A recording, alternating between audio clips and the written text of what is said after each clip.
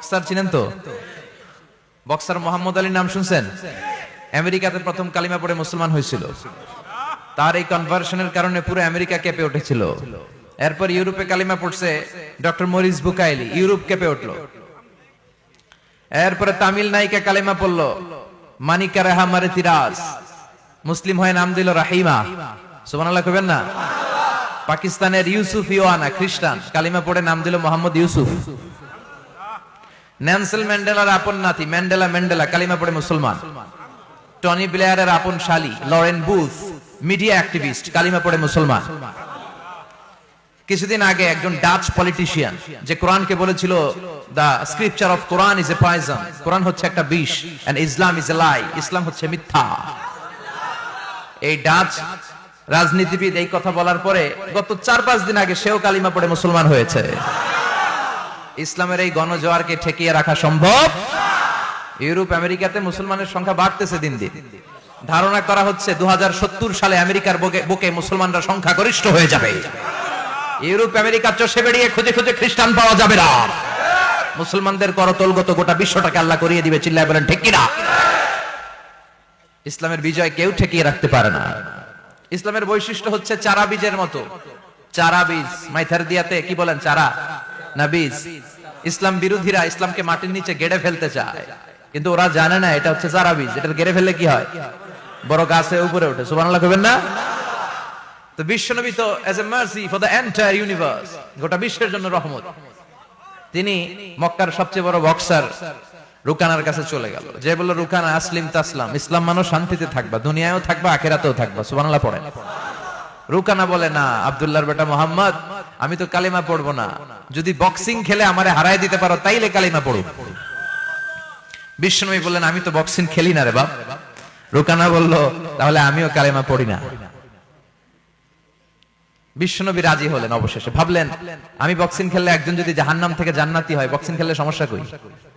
কি রহমতের নবী, কি অ্যাটিটিউড, কি পজিটিভনেস, কি প্রোঅ্যাক্টিভনেস, অলওয়েজ প্রোঅ্যাক্টিভ। সব সময় ইতিবাচক চিন্তা করতেন। নেতিবাচক চিন্তা কারে বলে বিশ্বনবী জানতোই না। সুবহানাল্লাহ পড়েন। বিশ্বনবী রাজি হলেন। এবার বক্সিং খেলার পালা। রুকানা হাফ প্যান্ট পরে গায়ের মধ্যে জাইতুনের তেল মেখে এভাবে লাফাচ্ছে। আপনারা রেসলিং খেলা দেখছেন? তেল মেখে পজিশন নেয় মারার জন্য প্রতিপক্ষকে। তো বিশ্বনবী তার পজিশন নেয় না, বিশ্বনবী দাঁড়িয়ে আছে। রুকানা বলল মোহাম্মদ আমি লাফাচ্ছি, তুমি লাফাও না কেন? তুমিও লাফাও। বিশ্বনবী বললেন না আমি লাফাই না, কারণ আমি সেলাইবিহীন লুঙ্গি পরি।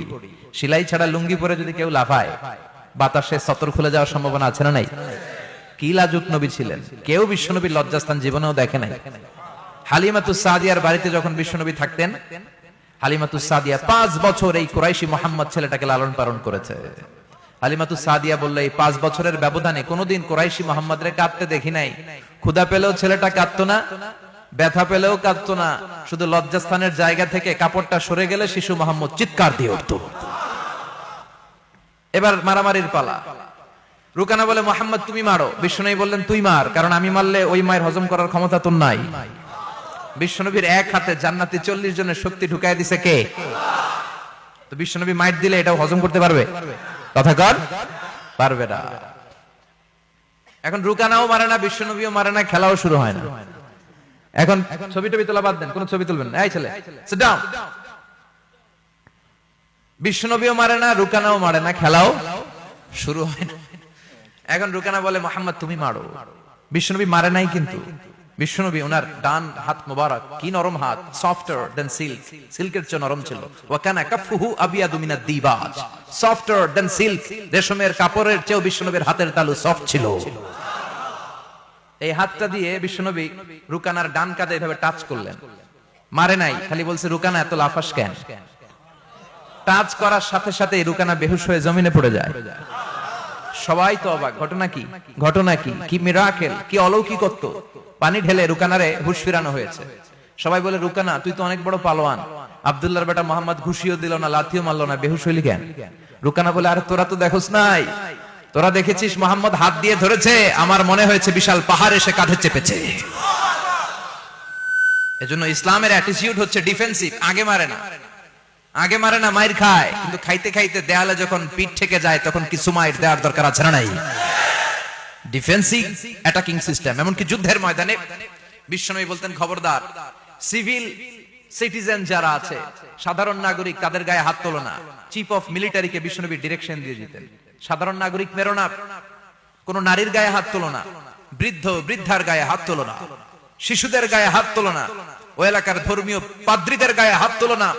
তোমাদের বিরুদ্ধে যারা যুদ্ধ করছে তারাও যদি তলোয়ার রেখে দিয়ে হাত তুলে বলে surrender, Al Aman, Aman, I sick the security, হাত তুলে আমান চাইলে তাদেরকেও মেরো না। আর এই নবীকে ওরা গালি দিয়ে বলে জঙ্গি আর সন্ত্রাস। যারা বিশ্বনবীরে গালি দেয় এরা পিতৃ পরিচয়হীন জারদ সন্তান। বিশ্বনবীরে গালি দিলে কলিজা আগুন লাগে মুসলমান, আগুন লাগে। কার কার লাগে তো হাত উঁচু করে আল্লাহর দেখা।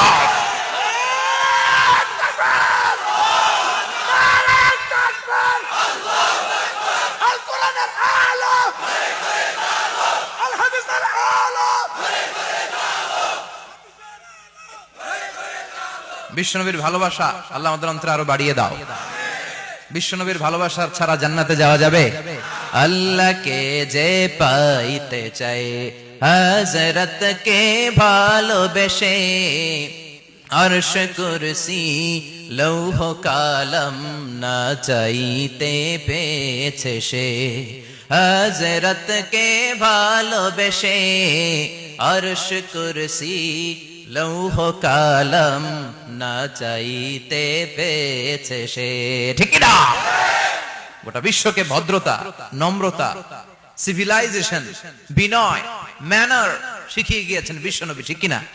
As a father, as a husband, as a teacher, as a commander, as a reformer of the society, as a messenger, Muhammad is the superman of the world.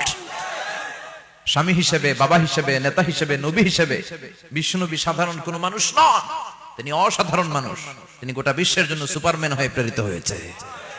এজন্য ইসলাম শান্তির ধর্ম, ইসলাম মারামারি করে না। ঠিক কিনা? আপনাদের জিজ্ঞেস করছিলাম মারামারির সময় প্রশংসা করবেন কার? সব সময় আমাদের প্রশংসা করতে হবে একটা সত্তার। চিল্লায় বলেন, তিনি কে? কেউ যেটা দেখে না, দেখে কে? ওই আল্লাহর উপর ভরসা রাখতে রাজি আছেন তো? আল্লাহর কাছে চাইতে রাজি আছেন তো? আমাদের জীবনে বিপদ ঘটলেই আগে আমরা ফেসবুকে শেয়ার মারি। কথা কন, ফেসবুক আছে না নাই? এখন ছেলেপেলারা এগুলো খুব ইউজ করে।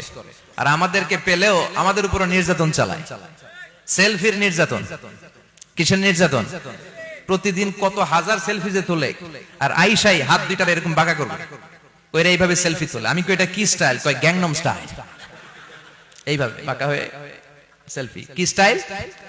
Gangnam style. তো এই সোশ্যাল প্ল্যাটফর্ম গুলাকে আমাদের ইসলামের পক্ষে কাজে লাগাতে হবে। আমাদের প্রিয় শিল্পী মশিউর রহমান ভাই বললেন যে অ্যান্ড্রয়েড দিয়ে যেন আমরা ছেলে মেয়েদেরকে কোরআনের তেলাওয়াত শিখাই, ইসলামী সঙ্গীত শিখাই। এই অ্যান্ড্রয়েড যেন আমাদের চোখের জিনার কারণ না হয়ে যায়। এই অ্যান্ড্রয়েড ফোন যেন আমাদেরকে জাহান্নামী না বানায়। The decision is years. সিদ্ধান্ত আপনার। একটা শক্ত সিদ্ধান্ত আপনারে পারে জান্নাতের অধিবাসী বানাতে। আর আপনার দুর্বল সিদ্ধান্ত, শয়তানের হুইসপারিং, শয়তানের ওয়াসওয়াসাতে কাবু হয়ে যখন আপনি এটা মিসইউজ করবেন, এটাই আপনাকে জাহান্নামী বানাতে যথেষ্ট। The decision is yours. You have to take the right decision now. আপনাকে সিদ্ধান্ত নিতে হবে কই যাবেন, জান্নাতে না জাহান্নামে? কথা বলেন, কথা বলেন। মালিক তুমি জান্নাতে, তোমার পাশে আমায় একটি ঘর বানিয়ে দিও, একটি ঘর বানিয়ে দিও। পড়েন আমিন।